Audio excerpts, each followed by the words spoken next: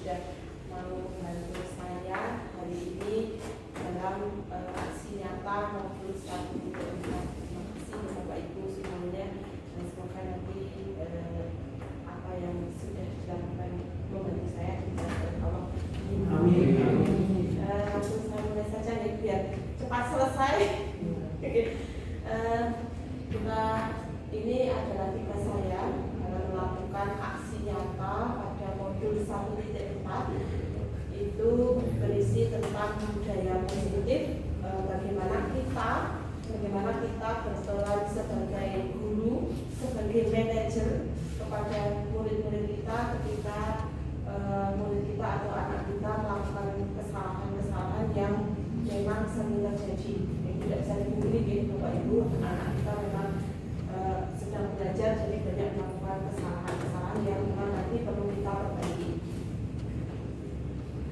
Di sini saya akan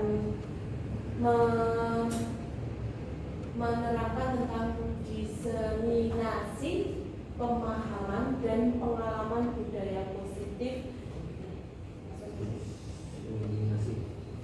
Selamat datang Bapak Ibu guru hebat dan salam bahagia.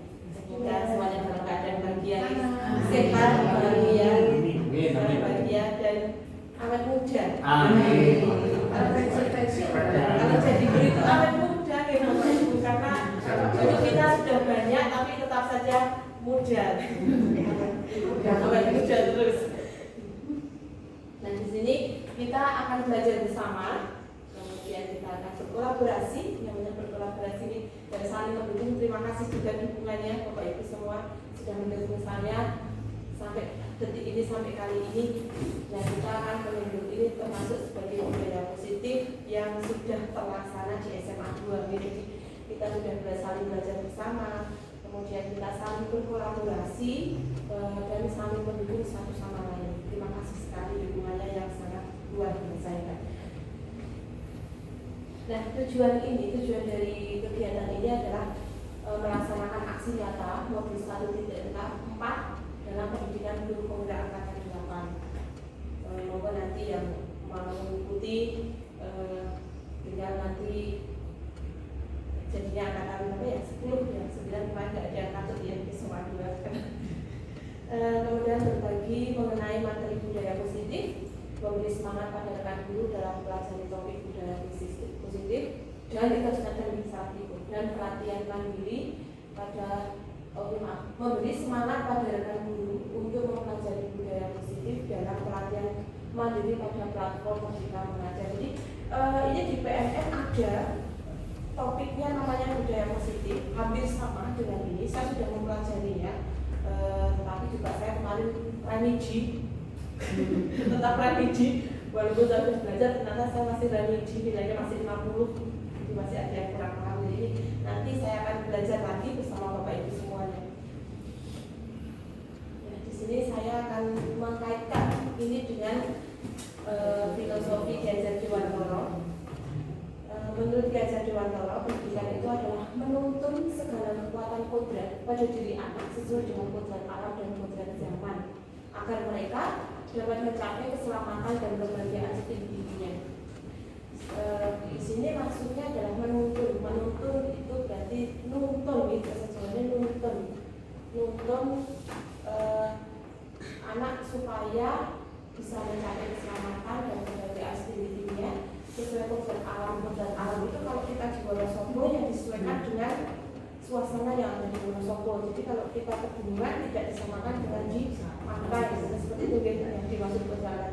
Ini adalah filosofi Ki Hajar Dewantara yang sekarang dipakai di luar negeri. Kalau tidak salah kemarin saya di Jerman atau Finlandia ya, itu yang menggunakan filosofi Ki Hajar Dewantara ini. Ya, Finlandia.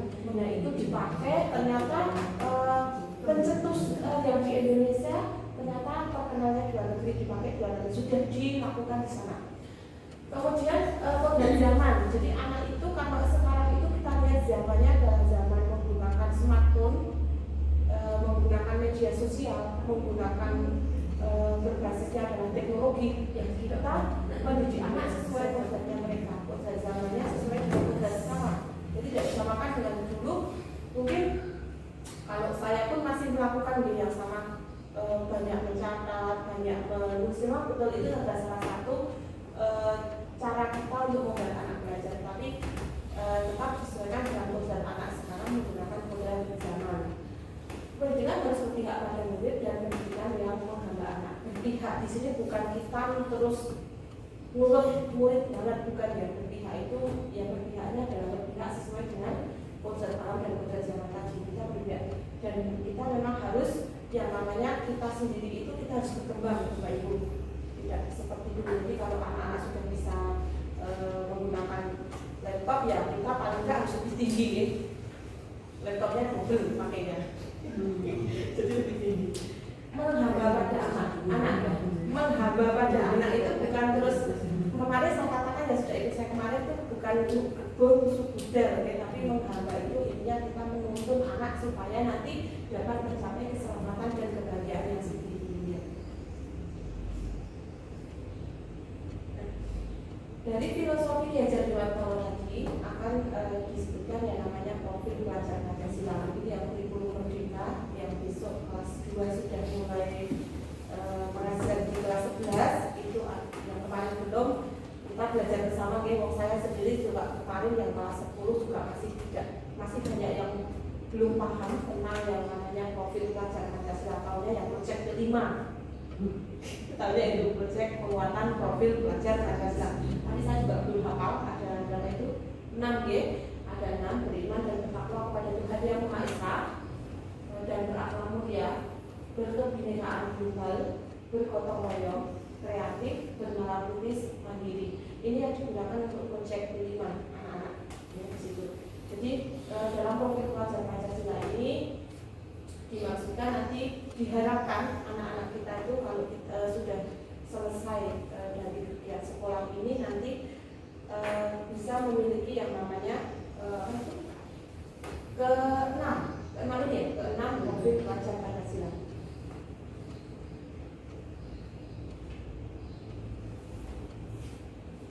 Visi, jadi kemarin sudah saya bahas juga, tapi saya tanyakan lagi tentang visi karena ini berkaitan dengan visi itu sebagai seorang guru yang telah memahami filosofi diajar Dewantara, maka kita akan membuat yang namanya visi pendidikan. Di sini visi pendidikan itu adalah visi pendidikan merupakan representasi visual tentang murid kita di masa depan yang diharapkan sesuai dengan profil pelajar Pancasila. Jadi kalau kita membuat, kita biasanya punya visi untuk diri kita sendiri kalau mengajar, dan sekarang kita membuat visi kalau sudah tahu tadi yang profil filosofi diajar Dewantara tentang pendidikan yang menuntun dan menghamba pada anak dengan profil pelajar Pancasila, maka kita bisa membuat visi tentang representasi tentang gambaran murid di masa depan atau cita-cita kita terhadap murid-murid kita di masa depan.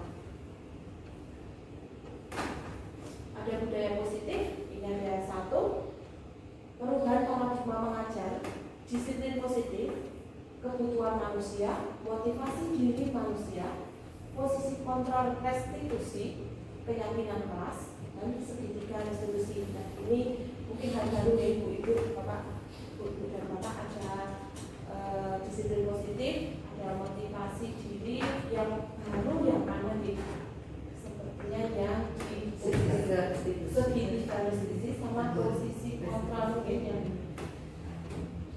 nanti ada bedanya antara disiplin dengan disiplin positif, itu ada perbedaan, itu tidak sama. Selanjut, perubahan paradigma mengajar. Jadi ada pembelajaran, jadi dari belajar itu kita akan pembelajaran akan dirancang sesuai dengan prinsip pembelajaran. Dari prinsip pembelajaran maka akan terdiferensiasi. Kemudian setiap siswa dari terdiferensiasi siswa maka siswa akan belajar, kemudian akan menghasilkan kebutuhan. Dari kebutuhan itu maka nanti akan menjadi profil pelajar Pancasila. Itu yang diharapkan dari filosofi diajar Dewantara. Ternyata sampai perubahan paradigma mengajar. Jadi ini dari pembelajaran itu pertama kita rancang, kita sudah sering membuat RPP ibu-ibu, bapak dan bapak sudah membuat RPP. Kita merancang itu sesuai prinsip-prinsip pembelajaran yang sudah kita ketahui. Kemudian itu terdiferensiasi itu diharapkan kalau yang kurikulum merdeka itu diharapkan pembinaan atau pembimbingan setiap anak itu berbeda. Jadi ada anak satu dengan yang lainnya itu memiliki apa ya namanya ya, capaian yang berbeda ya, capaian yang berbeda. Jadi tidak bisa meratakan, walaupun memang kalau kita lihat prakteknya, memang saya sendiri sudah 1 tahun terjun di kelas 10, saya juga masih belum paham tentang pembelajaran berdiferensiasi. Sampai hari ini saya juga masih menyamakan semua anak, jadi semuanya masih sama. Jadi kalau ulangan ya soalnya sama, kalau mau apa ya soalnya sama gitu. Jadi nanti terjadi itu maksudnya setiap siswa memiliki kemampuan yang berbeda-beda. Kemudian nanti akan belajar, kita lihat ya, dari ini akan belajar siswa itu akan belajar sesuai kebutuhannya. Jadi nanti akan tercipta yang namanya profil pelajar Pancasila. Disiplin positif. Nah, kita lihat disiplin. Kemudian, nah disiplin positif itu adalah sesuatu yang dilakukan seseorang kepada orang lain untuk mendapatkan kepatuhan. Nah, disiplin itu selalu dihubungkan dengan ketidaknyamanan. Betul tidak, Bapak Ibu? Kita juga disiplin merasa nyaman tidak, kita harus patuh dengan peraturan, merasa tidak nyaman ini kadang-kadang ada banyak. Kita sendiri juga, saya juga mengalami sendiri kalau melihat harus itu ya harus absen, harus terlambat, harus pulangnya tepat waktu, harus minimal 34 jam. Di jalan pun kita sudah, kalau sudah terbiasa datangnya tidak selamat itu sudah panik, buru-buru sampai lupa semuanya. Biasanya seperti itu. Jadi disiplin itu adalah dilakukan orang. Jadi seperti yang dilakukan ke saya, kamu nggak terlambat mati diketo. Dan itu kan sudah rasanya saya nggak bisa, pokoknya nggak mau terlambat. Itu membuat kita tidak nyaman. Apalagi kalau kebetulan punya kesiangan, makanya kamu tiba-tiba ya bila lagi capek kalau kesiangan, karena kamu tidak boleh terlambat, kita akan terburu-buru. Nah, saya tidak mau tahu karena jamnya sudah terprogram. Kalau jam 7, kalau lebih dari 7.01 detik sudah tulisannya T. Rasanya malu kalau melihat begitu ya. Kalau saya itu kalau ada T-nya 1 orang itu kan rasanya geli di matanya itu. Ya seperti itu. Jadi saya merasakan kalau di sini juga sama. Kita diminta patuh, tetapi yang terjadi adalah kita tidak nyaman, ya rasa kurang nyaman, rasa kurang itu yang itu sama mungkin untuk anak-anak kita gitu. Jadi kalau anak-anak kita itu besok tugasnya dikumpulkan sebelum jam 7, wah itu kantor wira-wiri sama. Saya juga pernah melakukan dan sepertinya sering melakukan hal yang seperti itu. Jadi dikumpulkan jam 7. Memang bentuknya seperti nanti. Nah kita lihat disiplin menurut banyak orang dengan disiplin positif itu bedanya gimana? Ada bedanya. Disiplin menurut banyak orang itu adalah sesuatu yang dilakukan seseorang pada orang lain untuk mendapatkan kepatuhan. Kebanyakan dihubungkan dengan tata tertib, teratur, kepatuhan pada peraturan hukum, peraturan hukuman cenderung dihubungkan dengan ketidaknyamanan sudah ya. Jadi kita itu diberi yang namanya tata tertib sama ya, entah murid entah kita sebagai ASN juga ada tata tertib yang mengatur kita. Kemudian ada kepatuhan, kita juga dihubungkan dengan kepatuhan kita terhadap aturan-aturan yang sudah dibuat.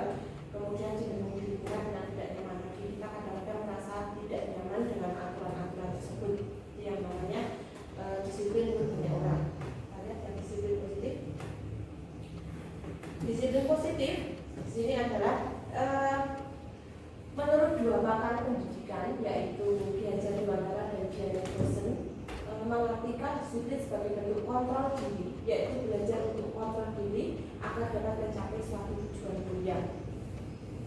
Tujuan mulia mengacu pada nilai-nilai atau prinsip-prinsip mulia yang diatur seseorang yang dinamakan nilai kebajikan atau virtus ya, saya bahasa Inggrisnya bisa, saya nggak tahu bahasanya betul apa enggak, virtus yang universal.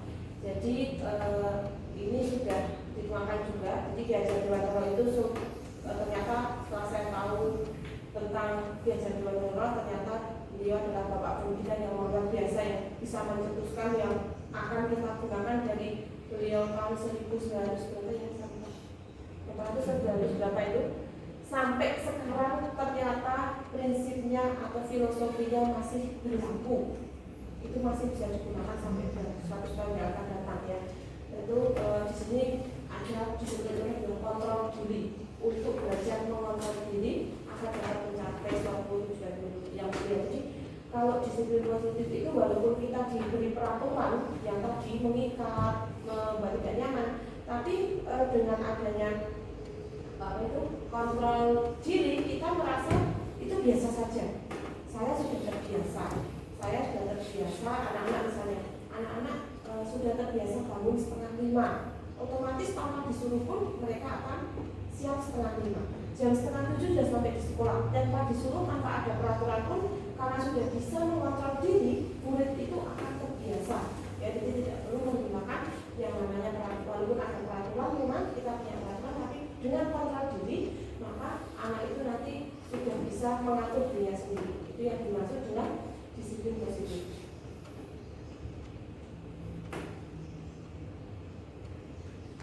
Disiplin positif itu dengan kata lain, disiplin positif adalah tindakan yang bertujuan untuk menumbuhkan kesadaran anak serta memberdayakan kesadaran anak tanpa adanya paksaan, sokongan, ancaman atau hukuman. Coba diingat-ingat dari Bapak, kita masih sering menggunakan sagoan gitu. Nanti kalau kamu presentasinya bagus, nanti dapat hadiah dari saya. Nanti kalau kamu ranking kelas dapat hadiah dari ibu, dari ayah, gitu ya. Termasuk disiplin, tetapi belum bisa menimbulkan kesadaran anak ya, karena itu dari eksternal, itu mereka semangat karena ada iming-iming. Kalau bahasanya iming-iming, ada paksaan atau sokongan, dipaksa, jadi ada pemaksaan. Kalau kamu terlambat, ya banyak. Nah itu juga saya kenal. Kita masih seperti itu lebih baik, tapi kita kan berusaha berubah ya untuk lebih baiknya. Adanya paksaan atau sokongan, paksaan banyak. Seperti saya dipaksa, misalnya besok nek berangkat kayaknya tak tinggal loh. Nah besok kalau nggak sampai di sini kamu tak tinggal. Nah itu kan sudah termasuk ancaman atau hukuman. Hukuman banyak. Hukuman itu biasanya yang sering kita lakukan juga banyak, karena saya juga sering melakukan hukuman terhadap anak-anak, walaupun mungkin menurut saya itu wajar, tetapi ternyata itu akan menjadi kurang pas ketika kita menghitungnya dengan kata-kata yang tidak tepat. Jadi nanti ada kata-kata yang tepat ketika kita mau membantu anak supaya anak itu menyadari akan kesalahannya. Memang ada teksnya, itu memang sudah dibuatkan teks dari sana. Kita lihat ada 5 dasar kebutuhan manusia yang memang kita butuhkan, ternyata kita itu bertahan hidup. Yang buatan Bapak Ibu ini, kita itu selalu berusaha bertahan hidup dalam keadaan apapun, sesulit apapun kita berusaha tetap bertahan hidup. Sama murid kita juga bertahan hidup. Yang kedua adalah rasa kasih sayang dan rasa diterima. Jadi kalau sebenarnya rasa kasih sayang dan diterima itu juga termasuk 5 dasar kebutuhan hidup. Jadi kita pengen disayangi dimanapun kita berada, pengen diterima. Ya, ketika saya masuk SMA 2 pertama kali, yang saya pikirkan adalah sekolah sebesar ini dengan banyak macamnya, dengan banyak teman-teman saya yang baru, dan saya itu dari luar kota, yang perasaan saya bisa diterima tidak. Itu perasaan saya seperti itu. Saya bisa diterima tidak dengan kondisi saya yang jauh saya dari kampung, tidak tahu ini itu. Saya sampai sini bertemu dengan bapak ibu guru yang baru, yang ternyata dari banyak macamnya. Saya sudah merasa yang paling saya takutkan ketika masuk di sini adalah saya bisa diterima atau tidak. Kalau kasih sayang itu nanti otomatis akan berjalan dari rasa diterima. Kemudian kebebasan, kita diminta atau freedom ya, bebas, kita diberi kebebasan. Kebebasan itu bukan bebas tetapi tidak ada aturan, tapi kebebasan kita yang mungkin berpendapat, kita menerima orang lain itu juga termasuk kebebasan kita untuk melakukan sesuatu yang baik untuk kita dan baik untuk orang lain. Jadi kita tidak perlu berbanding dengan hal-hal yang terlalu banyak kita dikekang apa dia bahasanya dikekang ya, dengan banyak aturan diapain saya bahasanya jam nggak ngerti. Nah, diinterupsi ya kan? Ya sama gitu. Kemudian kesenangan, kita juga pengen kalau kesenangan gitu. Jadi kalau di tempat kita misalnya saya memang lebih suka berdiam diri, entah apa yang saya kerjakan itu kesukaan saya. Kalau saya diminta jalan-jalan atau keluar keliling-keliling, saya memang kurang terlalu suka. Pertama, saya tidak suka terlalu banyak bertemu orang di luar. Memang saya tidak terlalu suka. Kemudian itu contoh kesenangan saya.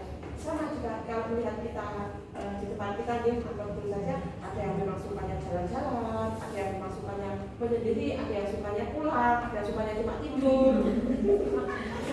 Dia menang sampai tempat tidur.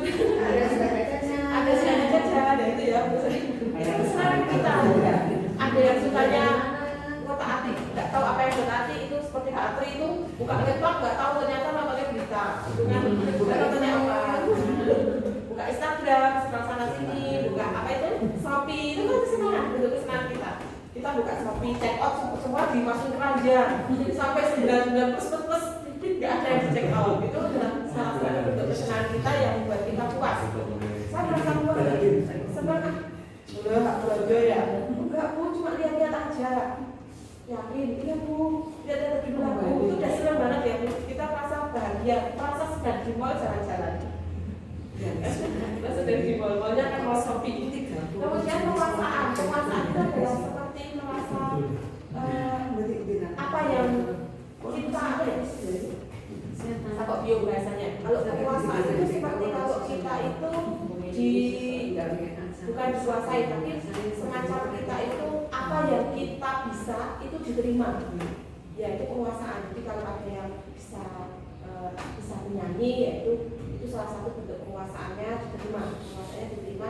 Ternyata ada yang bisa berpidato, ada yang bisa menari, itu termasuk. Ada yang bisa pintar MC, ada yang pintar nulis ijazah, tulisannya bagus, itu termasuk salah satu bentuk penguasaan. Sama mungkin anak-anak kita juga sama ya. Jadi dari kelima bertani hidup itu semuanya dimiliki oleh manusia, ya, termasuk murid-murid kita yang memang kalau ada bertani hidup, termasuk kalau sesuai namanya neglat itu termasuk salah satu hidup karena tidak mau disakiti, ya gitu ya.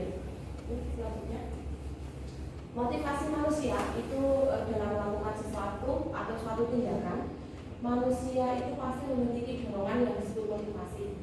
Bapak Ibu, kita motivasinya kita berangkat pagi adalah supaya tidak terlambat. Kita pulangnya sore supaya di absen tulisannya itu nggak usah dibukuin ya. Kita mengajar itu motivasi kita yang paling utama adalah ingin supaya anak-anak kita Bapak Ibu supaya sesuai karakternya, sesuai karakternya, sesuai karakter bisa berubah, pintar, pintarnya nanti ya. Biasanya kalau saya maksudnya kalau saya sendiri, udahlah namanya anak pintar itu macam-macam. Saya pengennya anak itu bisa matematika, tapi ternyata dia bisanya di biologi. Ya sudah, biarkan ya matematika saya nggak apa-apa, nanti biologinya bagus. Atau ada yang memang pintar semua ada, tetapi ternyata dia ada kekurangan di tempat lain.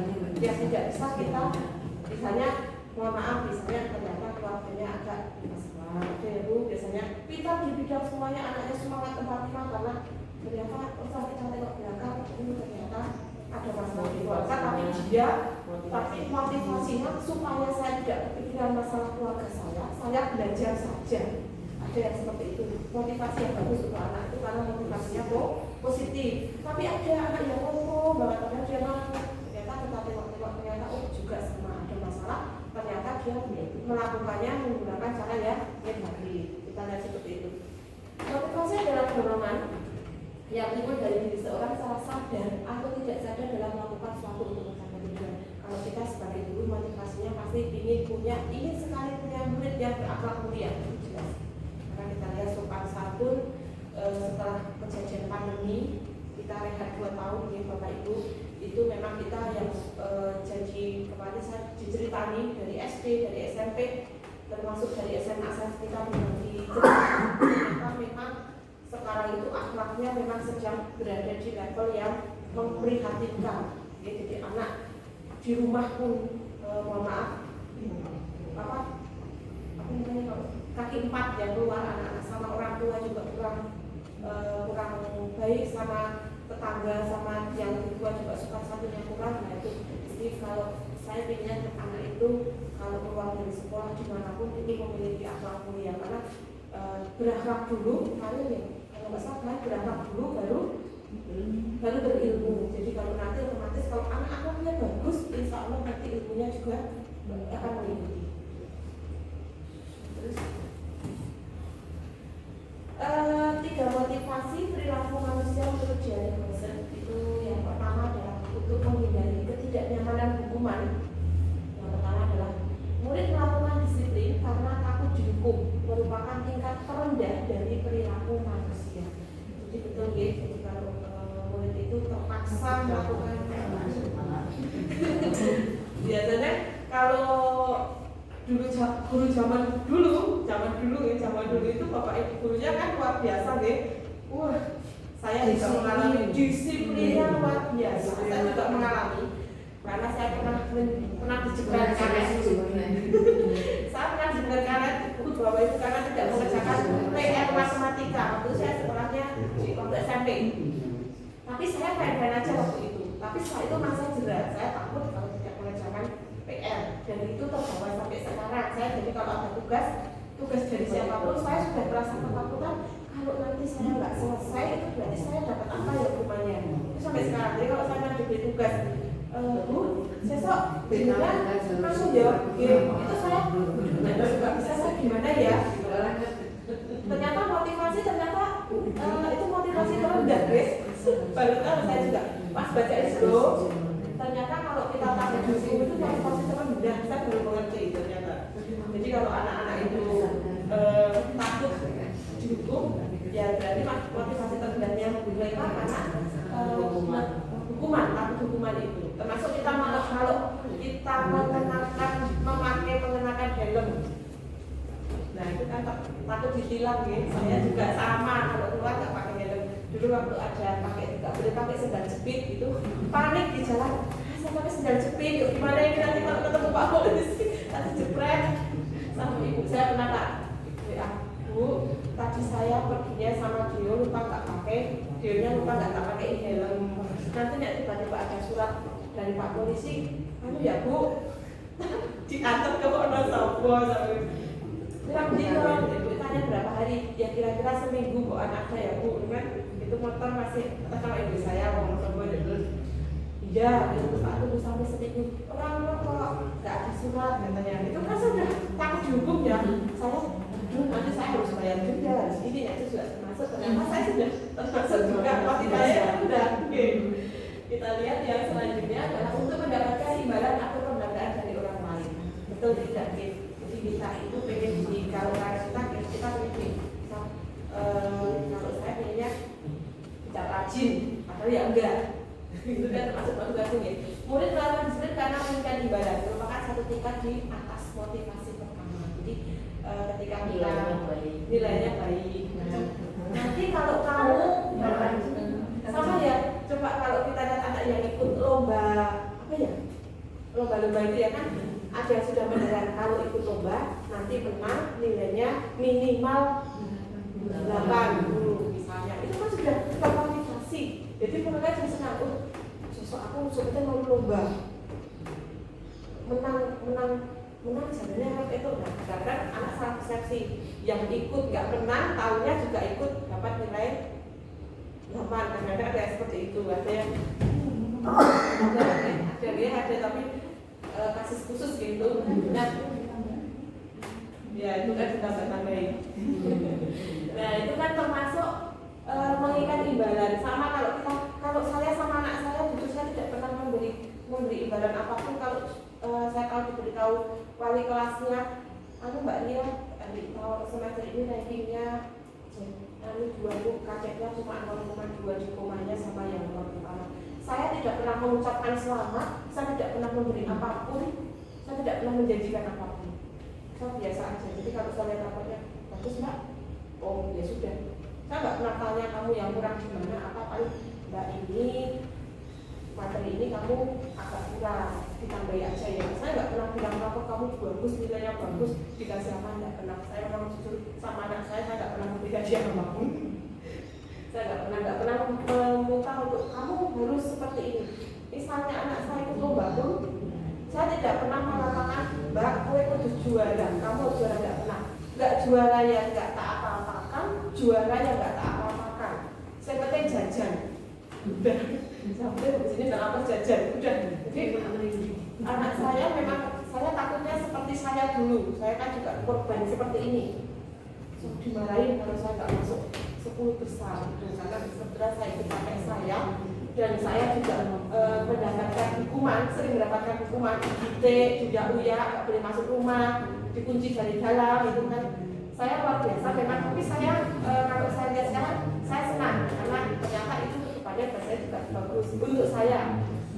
Nah itu ya, jadi kemudian lanjut untuk menjadi orang yang mereka inginkan dan menghargai diri dan nilai yang dipercaya. Murid melakukan disiplin diri karena sadar akan nilai kebajikan. Ini motivasi agar orang melakukan disiplin positif, dan ini adalah PR buat kita semua Bapak Ibu, supaya murid itu kita tidak perlu sampai astagfirullah gitu terus ya. Kalau melihat murid kita yang tanda kutip kita nggak perlu sampai direwangi kesana kemari. Kalau bahasanya saya cincin rok kalau midul yang bocah. Nah itu kita semoga nanti ini adalah PR dan kita semua termasuk buat saya, supaya anak itu kita sadar akan kebaikan atau perbuatannya, sehingga mereka nanti akan melakukan semuanya tanpa diperintah. Jadi kita pernah melihat ada satu sekolah di mana memang saya bilang sangat luar biasa nih Bapak Ibu yang sudah melihat sekolahnya di mana sudah tahu. Di sekolah itu murid-muridnya ketemu dengan orang baru otomatis mengucapkan salam dan salaman, dan gestur tubuhnya itu terlihat dengan cara berjalannya menunduk.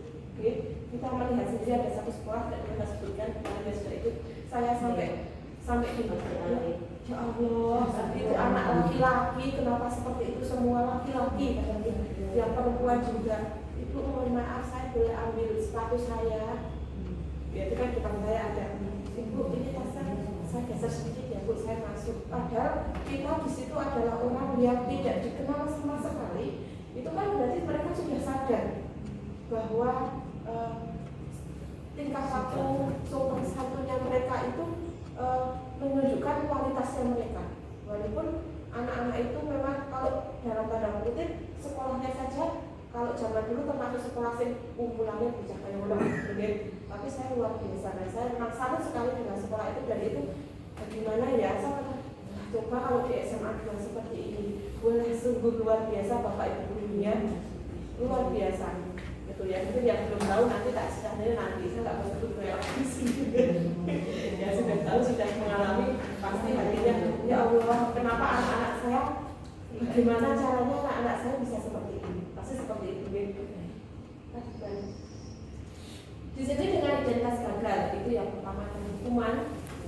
Untuk masuk disiplin dengan identitas gagal sebetulnya itu pertama menyakitkan, murid menjadi takut, murid merasa tidak nyaman, memaksa, murid menyembunyikan kesalahan, murid menjadi rendah diri, bersifat tiba-tiba, dan murid tidak mengetahui apa yang terjadi. Jadi hukuman itu sebenarnya bersifat tiba-tiba.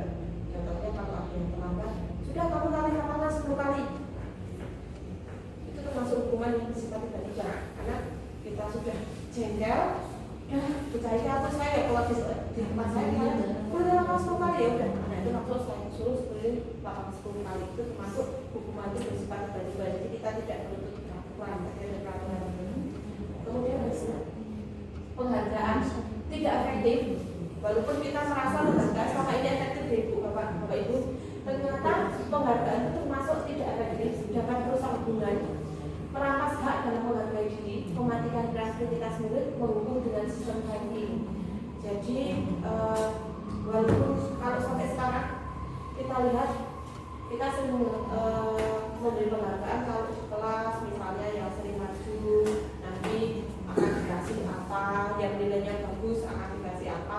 Kalau waktu saya SMP saya saat itu dikasih uang Rp500 Bapak Ibu. Waktu itu ulangan biologi kalau nilainya tertinggi Bu Siti, saya itu dikasih uang 500. Zaman dulu 500 kalau itu sudah luar biasa ya. Zaman dulu 500 itu waktu SMP sampai dapat 500. Ternyata itu di ulangan selanjutnya saya merasa bombong, saya bisa pintar bisa. Saya malah nilainya turun. Itu terjadi sama saya sendiri. Sama waktu saya juga pernah dapat mengerjakan PR matematika. Yang mengerjakan ayah saya sebetulnya, tapi saya yang maju. Saya dapat hadiah juga itu Rp300. Sampai digabungkan dari Rp500 kan banyak nih. Kalau sampai sekarang lah parkir wilayahnya ada. Saya dapatnya Rp300. Soal pertama saya betul. Soal kedua ternyata salah. Uang saya diminta 200. Saya cuma dapat 100 waktu itu. Setelah itu saya tidak mau lagi, enggak lah, kalau disuruh maju lagi saya tidak mau iman-iman uang saya. Akhirnya saya termasuk ya kreativitas saya dimatikan ya, mematikan kreativitas murid. Kemudian berhubung dengan sistem ranking. Jadi kalau di kelas itu kita lihat sering ada orang lain yang bertanya, Bu, kok rankingnya disampaikan, ditulis atau di apa? Saya sering mengatakan mohon maaf, yang kepada saja yang saya berikan. Kenapa? Karena anak yang biasanya di bawah itu mereka akan otomatis minder itu sebenarnya. Jadi walaupun saya juga orang tua ya, saya juga pengen tahu anak saya lagi berapa, itu ya tidak bisa dipungkiri Bapak Ibu. Kita pengennya anak-anak kita itu di sekolah ya baik-baik saja. Itu juga saya tidak bisa memungkiri. Kemudian di sini dengan identitas sukses, konsekuensi itu adalah penguatan dalam jangka pendek, perlu ada monitoring berkelanjutan, perlu stimulus respon, murid mematuhi peraturan, tunjangan waktu untuk melalui kesalahan yang dilakukan. Jadi kalau kita lihat kita itu selama ini melihat peraturan-peraturan dimanapun itu pasti ada yang namanya konsekuensi.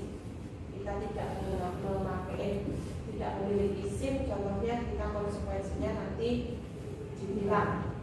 Kita terbang tidak membawa KTP, mau ambil uang kita pulang, itu termasuk salah satu konsekuensi. Ada di sini ada namanya monitoring berkelanjutan. Ini tetap kegiatan itu dimonitoring, itu harus diperhatikan terus gitu ya. Nah, murid mematuhi peraturan, stimulus respon itu berarti perlu ada yang namanya stimulus itu stimulus rangsangan. Jadi ada dirangsang rangsangan. Kehilangan waktu untuk memenuhi kesalahan yang dilakukan. Jadi kalau ada yang namanya konsekuensi itu, konsekuensinya terlambat 3 kali adalah dipanggil orang tua. Misalnya itu adalah salah satu contoh murid tidak bisa memenuhi kesalahannya. Kenapa? Karena tiba-tiba langsung sudah berhenti 3 kali langsung dipanggil orang tua. Itu salah satu contohnya. Dan saya juga pernah melakukannya. Tidak bisa dipungkiri. Pada restitusi kita lihat yang tadi yang masih hal baru di restitusi itu adalah murid bertanggung jawab untuk perilakunya. Jadi kalau murid itu berantem, ya dia harus bertanggung jawab. Kamu kenapa berantem? Alasanmu kenapa? Dia salah apa? Nah itu salah satu bertanggung jawab. Kalau kemudian fokus pada pemecahan masalah jabatan. Jadi kalau ketika melihat anak kita ada yang jabak-jabakan misalnya itu jabak-jabakan atau mungkin berantem, itu kita harus melihat pemecahannya untuk jangka panjang. Apakah mereka itu nanti masih akan mengulanginya atau tidak? Murid menghormati dirinya dan orang lain, dirinya memegang kontrol, kemudian bersemangat untuk memperbaiki kesalahan. Jadi dengan restitusi ini kita harap nanti murid-murid kita tanpa kita harus berteriak-teriak, tanpa kita harus ngotot, tanpa kita harus melakukan hal-hal yang menguras energi, murid kita sudah bisa memegang kontrol untuk dirinya sendiri supaya nanti bisa memperbaiki kesalahan. Dan di sini ada pendekatan restitusi. Di sini adalah restitusi adalah proses menciptakan kondisi bagi murid untuk memperbaiki kesalahan mereka sehingga mereka akan kembali dengan karakter yang lebih kuat. Jadi tadi kalau hukuman tadi memang kurang efektif, nah kita larinya hukuman itu supaya lebih efektif kita menggunakan restitusi. Jadi menciptakan kondisi bagi murid untuk memperbaiki kesalahan. Jadi kita tanya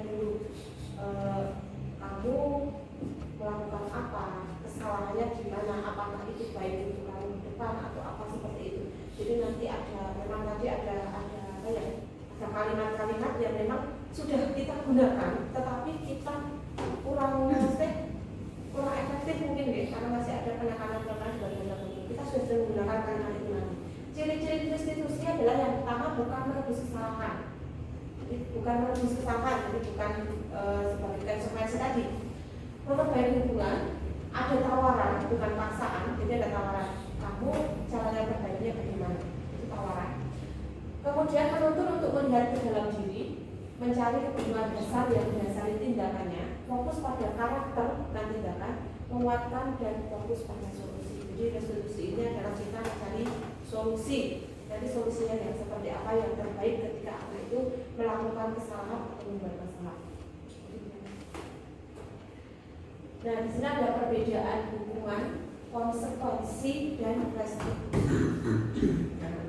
Pada kasus anak tidak memakai sepatu warna hitam, saya memakainya ini ya. Saya mungkin yang lainnya banyak nanti.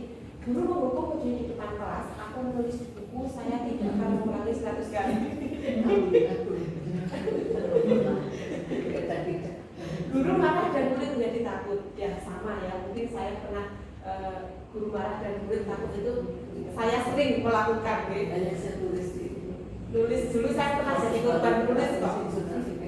Saya tidak akan mencontek di kelas, karena saya juga pernah mencoba mencontek Bapak Ibu. Masa saya dulu tidak pernah mencontek ya? Saya pernah mencontek juga, jadi saya ketahuan pernah. Contekan saya diambil, saya disuruh tulis di buku. Saya tidak pernah mencontek berdua sampai berapa lembar itu. Dikumpulkan tanda tangan. Itu menulis hukuman bentuknya sebenarnya. Masuk hukuman dia menulis di itu. Kemudian marah juga termasuk hukuman. Karena tadi terjadi tiba-tiba lihat mulut. Masuk hukum marahin aja. Nah itu seperti itu masuk hukuman karena terjadinya tiba-tiba. Guru meminta anak melepas atau menyita sepatu dan tidak memakai seharian bisa ya. Itu biasanya kalau kita ada nggak salah sepatunya hilang, sepatunya abang kan kita nggak tanya dulu. Itu nggak termasuk hukuman Mbak untuk melepas menyita konsekuensinya akan diambil itu konsekuensi hukuman tadi ya. Hukuman itu ya termasuknya konsekuensi dari sendiri karena dia melanggar konsekuensinya sepatunya dilepas atau diambil. Tapi kalau hukuman itu kan tidak diambil, hanya menulis hanya bentuknya fisik bisa psikis itu psikis ya, bisa fisik bisa psikis itu yang dimarahi itu psikis. Kalau fisik ya itu tadi ada yang menulis buku, ada yang ada lari di lapangan, ada mungkin disuruh kalau zaman dulu masih boleh push up gitu ya. Nah itu termasuk hukuman. Mungkin tidak menyita loh Mbak, menyita itu kan terus diambil ya. Kan ada biasa dulu itu yang datang terus orang tua, kalau orang tua belum datang itu sepatu belum dikembalikan. Itu apakah lebih berat dengan yang guru marah? Lebih berat yang masuk ke konsekuensi, tetap konsekuensi. Kemudian guru tegas dan siswa menghormati. Ya kita tegas dan menghormati. Berarti kan konsekuensinya itu ada. Yang mana khusus ya Bu, saya juga masih ada itu disuruh Pak Sandal Sepin. Nah itu disita malah ternyata anak kita kreatif nih Bapak Ibu, pakai sandal kemana-mana. Itu sangat kreatif sebetulnya. Ya salah tapi termasuk punya ide. Saya institusi guru menanyakan keyakinan kelas, mesti membantu siswa untuk menyelesaikan masalah. Guru terbuka dan siswa menghormati budinya dan keyakinan kelas. Karena ini tahun ajaran baru Bapak Ibu, kita bisa membuat yang namanya keyakinan kelas nanti. Kita akan membuat keyakinan kelas, kita sepakati bersama. Kalau melanggar jadi mereka sudah tahu. Maksudnya misalnya nanti kalau ada anak bermasalah kita manggilnya gampang. Kamu ingat kesepakatan kelas kita apa? Lalu bagaimana cara kamu mengatasinya? Bagaimana dengan teman-teman kamu? Nah itu kan juga termasuk nanti kita kebetulan kalau ajaran baru saya juga mau mencoba ini apakah efektif atau tidak. Ya karena saya juga nanti kalau teman ajaran baru kan ganti kelas nih Bapak Ibu yang wali kelas bisa dicoba. Kita buat kesepakatan kelas dan itu ditandatangani bersama. Jadi semua yang di situ nah itu tanda bersama itu biasanya dibuat. Terus kita bisa kalau itu yang tadi restitusi itu dengan apa namanya peraturan sekolah itu bagaimana?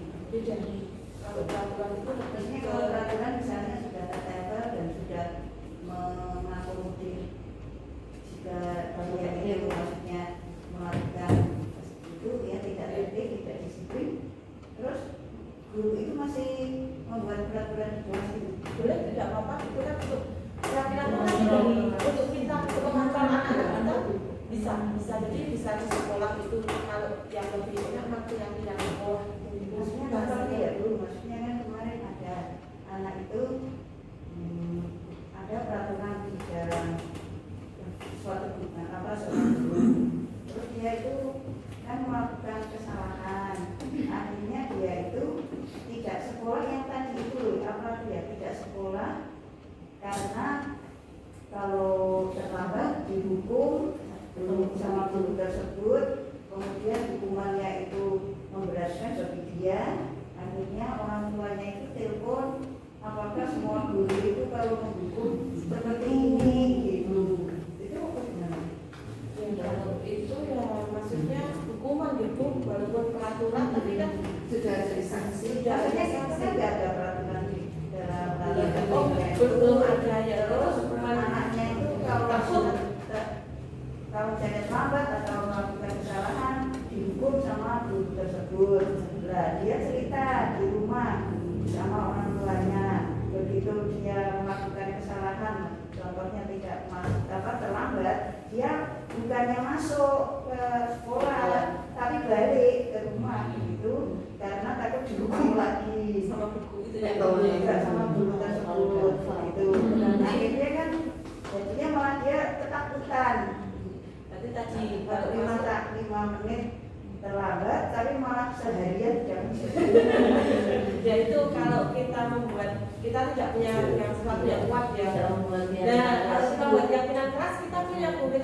Misalnya buat sini tapi tidak menyalahi, maksudnya menyalahi dengan tata tertib yang harus sejalan juga. Kita Tapi kalau misalnya Rata-rata kan kita nggak sudah diberikan ke sekolah sudah berapa tahun. dan maksudnya kan tetap harus sejalan dengan tata Iya, tertib sekolah. tapi kita itu di kelas ibu kita bisa membuat yang namanya keyakinan. Saya ngajar matematika. Iya. Kita buat kesepakatan kelas di awal itu. Saya pernah mencoba itu. Coba saya sebelum mengajar, saya ingin kalian pinginnya gimana sih pelajaran sehari ini? Kalian pilih sikapnya seperti apa? Tidak makan di kelas bu. Kan mereka sudah buat. Nanti otomatis nggak makan karena disetujui nggak ini setuju. Tidak boleh main handphone. Ya mereka sudah karena sudah membuat sendiri, mereka mengucapkan sendiri. Itu memang saya pernah mencoba satu kali karena baru satu kali mencoba. Itu memang suasana kelasnya kondusif. Iya. Jadi anak itu memperhatikan bu tidak boleh tidur di kelas bu. Itu memang terus anaknya takut. Lima bu, anak spesial bu. Itu mereka sudah kuat. Itu memang bagus, tapi untuk itu restitusi mudah-mudahan untuk tahun depan bisa dilakukan. Sebaiknya memang untuk memberikan restitusi itu ada musyawarah guru, karena kita tidak pernah berani membuat aturan tertulis. Berapa kali saya tanyakan ke Pak Dwi itu selalu tahun ajaran baru. Nah sementara kami yang tiket, itu pengalaman yang tiket ya saya berikan sebagainya. Ini antara aturan guru yang satu dan yang lain itu tidak sama. Contohnya pada saat anak menggunakan sepatu yang tidak warna merah hitam, sementara dari Bu Irfa sudah pernah menyampaikan bahwa ramah anak itu warna sepatu tidak dipermasalahkan. Itu salah satu contoh. Sehingga kita yang pikir itu kadang-kadang menemukan berbagai masalah. Nah ini mungkin ini bagus sekali untuk materi hari ini untuk restitusi itu. Mungkin di dalam rapat dinas itu saya hanya usul pada Bu Nina dan yang diskusi hari ini. Jadi tidak hanya untuk kepentingan Bu Nina saja ini, tapi bagus sekali untuk kita. Ini ada kesepakatan yang tidak tertulis bahwa setiap guru membuat restitusi dengan acuannya bla bla bla bla bla. Jadi secara umum sama tapi penyampaiannya yang berbeda sehingga anak guru kan apa-apa telat apa-apa tak tinggal mandajannya apa-apa sampai terjadi di kelas saya itu ada anak cowok cewek itu gelut gara-gara gurunya tinggal di kantor. Nah itu pengalaman dari kemarin. Mudah-mudahan dengan adanya seperti ini tidak akan terjadi walaupun merdeka ya tetap terima kasih. Ya karena itu makanya kita kan kalau ada perbedaan nih kalau restitusi itu lebih enak anak didikan. Iya, Anak semua guru dan semua guru sudah tahu sama membuatnya bersama anak-anak. Sebenarnya kita boleh kok di kelas itu membuat untuk pelajaran kita. Dan masalah itu namanya kesepakatan kelas. Hanya acuannya sama Iya, tempatnya sama beda ya. penyampaian beda. Mungkin kalau ini bisa menggunakan kata-katanya lebih bagus. Kalau saya ya kalau Bukan itu. kalau buat sini mungkin lebih gimana lagi? Itu monggo kalau yang namanya ini keyakinan intinya sama. Kita kan harapannya sama anak kita disiplin, kemudian berakhlak mulia, menghormati sesama yang lainnya, peduli lingkungan. Itu kan kita sama semuanya. Hanya mungkin bahasanya kita memiliki bahasa masing-masing. Mungkin untuk bapak ibu guru semuanya sama kok. Intinya pengen anak itu yang pertama adalah bertakwa pada Tuhan Yang Maha Esa. Kemudian dari sebelumnya kita bisa lihat buat keyakinan biasakan masuk kelas dengan salam. Nah mau kan selamat pagi, selamat siang, assalamualaikum. Itu kan termasuk kebiasaan anak. Biasakan bertemu bapak ibu guru mengucapkan salam atau salaman atau apa. Itu nanti kalau semuanya sama itu insya Allah anak kita akan terbiasa karena mereka yang membuat. Jadi bukan kita yang membuat, kita yang disuruh dan kita menyuruh. Dan kalau kita tadi yang mau saya sendiri kalau dikasih peraturan yang harus ya mau pernah gitu kan itu sama saja. Jadi mungkin seperti itu. Saya terus aja ibu. Jadi nanti kita bisa buat awal pelajaran. Nanti insya Allah kita sampaikan ke Edi nanti itu masalah restitusi Pak. Biasanya ada sesuatu di sini juga. Restitusi. Bukan prostitusi loh. Bukan prostitusi. Terus ini ada 5 posisi kontrol dulu. Dan kita lihat Bapak Ibu kita sekarang selama ini di posisi mana. Yang pertama adalah posisi penghubung. Kita pernah berada di posisi itu gitu. Pernah membuat rasa bersalah. Kemudian teman, pemantau, dan yang paling bagus adalah kita sebagai manajer. Itu yang paling bagus. Dan pernah semua Bapak Ibu. Pernah semua. Tapi kalau bedanya nggak seperti gambar itu. Itu ilustrasi supaya katanya kalau ada ilustrasi itu langsung paham. Oh maksudnya itu ya penghubung, pembuat rasa bersalah, teman-teman. Kita lihat satu persatu apa itu penghubung rasa bersalah. Ya, contoh 5 penerangannya penghukum. Kamu selalu saja tidak patuhi peraturan. Misalnya ya, patuhi peraturan saya, patuhi peraturan saya, patuhi peraturan sekolah ini. Kamu selalu saja terlambat, gitu ya. Sering kita. Kamu lagi. Mesti terlambat. Sering itu. Itu saya juga sering. Kata-katanya dari bagaimana? Ya nanti ada. Nanti kalian lihat lagi.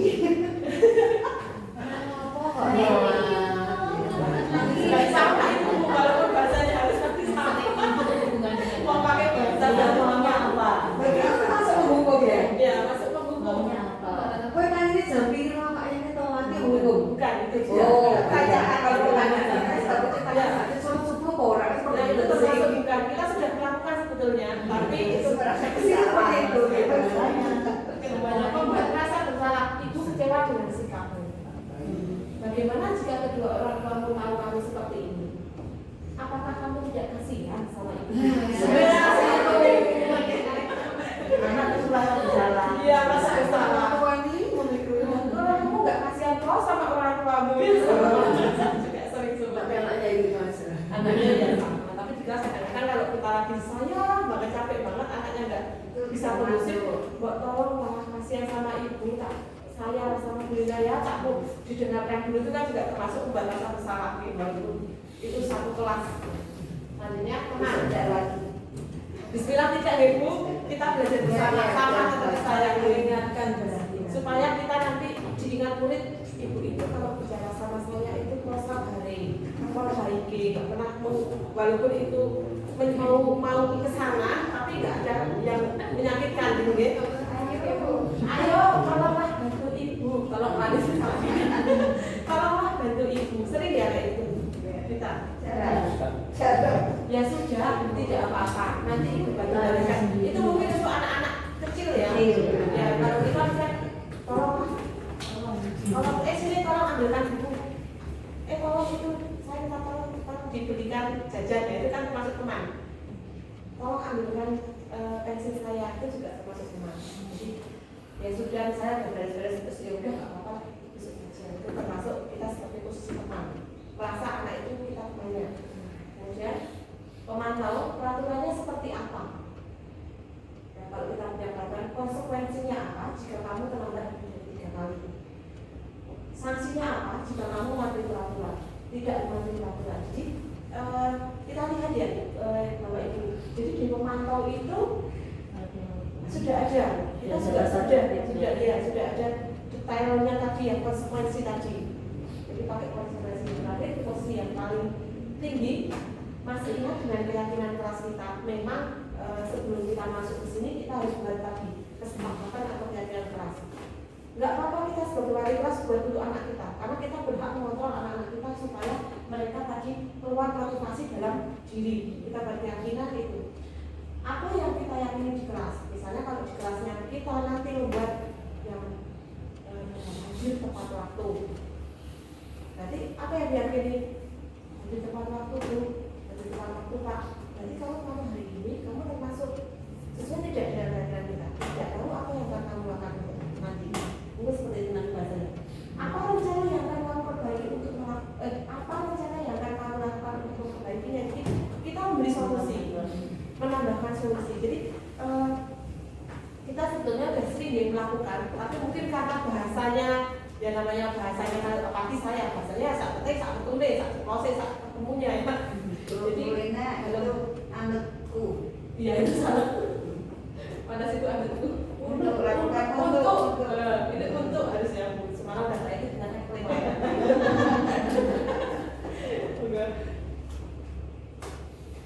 Mengapa keyakinan kelas bukan peraturan? Kelas tadi ditanyakan ada keyakinan apa? Keyakinan bukan peraturan. Kita lihat.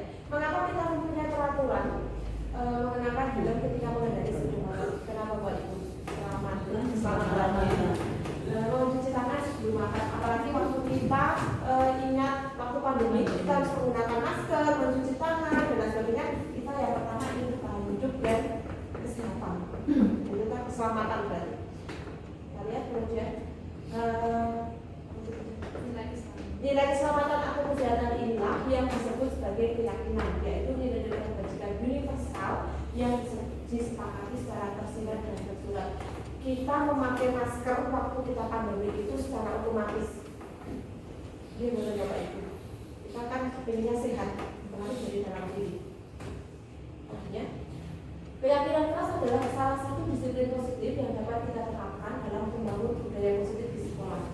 Merupakan nilai kebajikan yang menekankan pada keyakinan seseorang untuk lebih memotivasi seseorang dalam diri. Jadi ada motivasi seseorang dalam diri.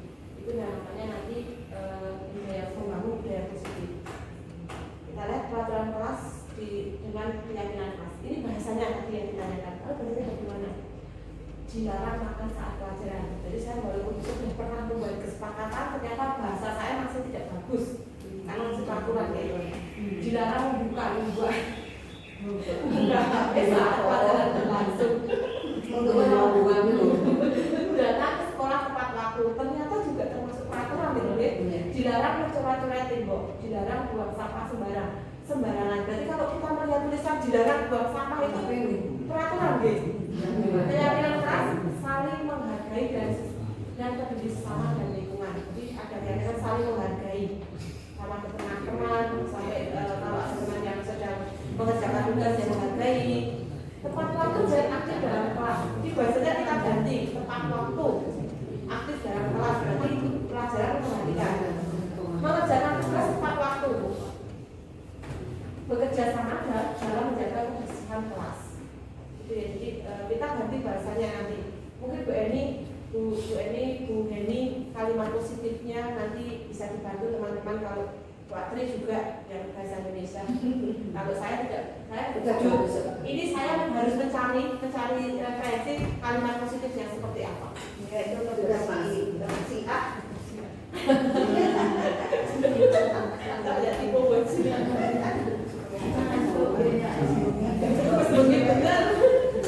Keyakinan keras ada 5. Yang pertama adalah bersifat akad dari pada peraturan di mana peraturan lebih konkret dan rinci. Kemudian tidak terlalu banyak mudah dipahami dan diingat warga kelas. Dibuat dalam bentuk kalimat positif. Semua warga kelas berkontribusi dalam keyakinan kelas lewat kegiatan cuma pendapat. Bersedia meninjau bisa berubah waktu-waktu, dilihat nanti seperti apa. Jadi ini kita nanti, saya juga tadi saya katakan, saya besok ingin coba ini di kelas saya, apakah efektif atau tidak. Bismillah pokoknya, supaya anak saya mudah diatur, mudah keluar motivasinya. Maka buat pimpinan kelas itu ada yang pertama, mempersilakan warga sekolah atau murid untuk kita pendapat tentang peraturan yang diputuskan di kelas. Jadi nanti kita di kelas bisa curhat pendapat. Kemudian mencatat semua masukan murid atau warga sekolah di kertas besar atau software atau papan tulis sehingga semua dapat melihat hasil tulisan itu, kita tulis semuanya. Si A, C, B, C, D. Menyusun keyakinan kelas atau sekolah sesuai prosedur pembentukan keyakinan kelas mengganti kata negatif menjadi positif. Jadi kita ganti katanya. Meninjau kembali curhatan pendapat, meninjau ulang keyakinan kelas atau sekolah secara bersama-sama dan semua menggunakan kata jangan ganti. Nah, jangan dilarang, itu nggak boleh ibu. Ya itu hasilnya dapat ditempel di dinding kelas atau tempat yang mudah dilihat semua warga sekolah. Jadi walaupun kita sudah bahas sama anak-anak kita, bapak ibu guru yang lain di kelas bisa itu membaca. Oh, di kelas ini kalau ada anak yang terlambat nanti bisa kami kenapa terlambat. Ya, sudah ada tulisannya jadi kita bisa melihat bersama. Itu maksudnya. Nah, ini kita masuk segitiga institusi. Saya kasih contoh. Sebentar ya.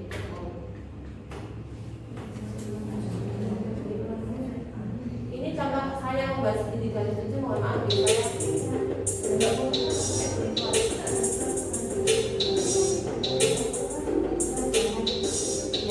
ini contoh penerapan segitiga institusi tapi sampai keyakinan kelas.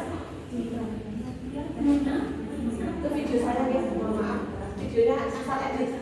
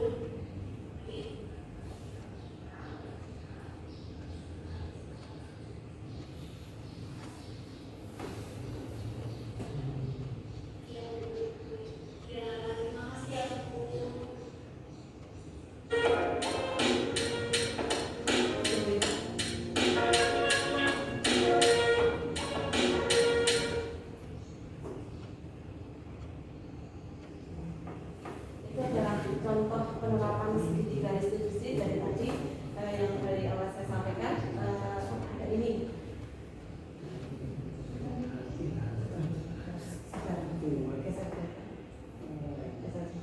Nah itu tadi ada yang pertama adalah menstabilkan identitas, kemudian yang segitiga restitusi ada 3 itu ya, namanya ini segitiga restitusi. Jadi memang ada pertanyaan-pertanyaan yang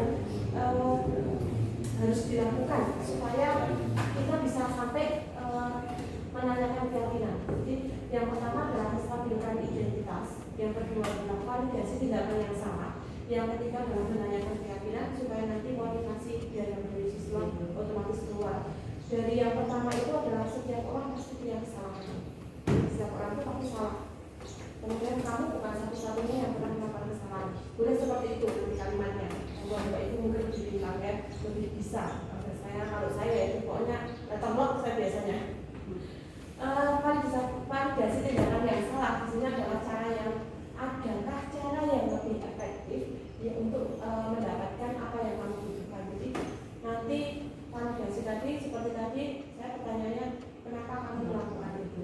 Kenapa? Alasannya apa? Validasi. Kamu tentu punya alasan mengapa melakukan itu. Jadi kalau ada sesuatu kita terlambat, kita bisa bertanya, kamu alasannya kenapa terlambat? Kalau misalnya saya pernah bertanya sama anak saya, mungkin biasa bukan walinya, tapi saya sering tanya, kenapa sih kamu terlambat? Kok sering sekali mengantar adik? Saya mengantar adik, kenapa nggak bisa lebih lagi? Adik saya kesiangan. Ya berarti besok lagi harusnya bagaimana? Adik saya perlu bangun pagi.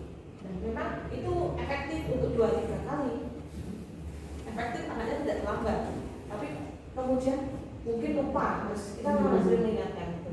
Keyakinan keras apa yang kita sepakati, kamu ingin menjadi orang seperti apa. Dan itu adalah segitiga kita yang bisa kita pakai ketika nanti kita ingin menghadapi anak atau menyelesaikan masalah anak. Jadi itu nanti bisa kita pakai. Dan saya juga akan mencoba ini karena menurut saya cukup efektif. Mungkin kata-katanya nih, jadi kita nggak perlu ngotot sampai emosi. Nah, kita menata diri kita. Nah, yang pertama, tapi menstabilkan identitas itu adalah tujuan untuk mengubah identitas anak diri yang gagal karena melakukan kesalahan menjadi orang yang sukses. Tidak ada manusia yang sempurna, kita bisa menyelesaikan hal ini. Jadi gagalnya nanti anak sudah takut kesalahannya, tapi kita tidak perlu menilai dulu, tapi kita harus cari tahu alasannya dulu. Validasi tindakan yang salah, memahami kebutuhan dasar yang mendasari semua perilaku memiliki alasan atau kamu pasti punya alasan untuk melakukan hal itu. Yang terakhir adalah menanyakan keyakinan, anak akan dihubungkan dengan nilai-nilai yang dia percaya sehingga akan menjadi orang yang diinginkan atau motivasinya internal sehingga keyakinan keras atau maksudnya keyakinan keras apa yang sudah kita sepakati. Jadi nanti dari situ kita memang kalau membuat ini pertama tadi ya kita masih kesepakatan di kelas kita masing-masing atau boleh kesepakatan antar rumah atau antar guru ke anak atau kita sebagai kelas boleh. Kemudian terakhir adalah ciri restitusi adalah restitusi bukan menebus kesalahan tapi belajar dari kesalahan. Restitusi untuk memperbaiki hubungan, restitusi adalah tawaran bukan paksaan, kita sudah bukan. Kemudian restitusi adalah mencari kebutuhan besar dalam melakukan tindakan. Restitusi fokus pada mencari solusi. Restitusi menuntut untuk melihat dalam diri. Restitusi fokus pada karakter bukan tindakan. Kemudian restitusi itu menguatkan, itu ciri segitiga restitusi.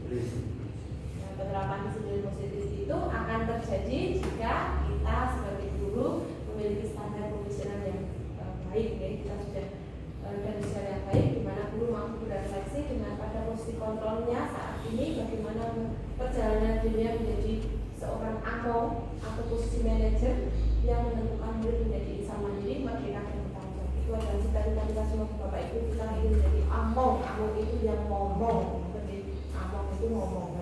Itu terima kasih atas perhatiannya. Itu yang bisa saya sampaikan. Terima kasih Bapak Ibu semua sudah membantu saya. Saya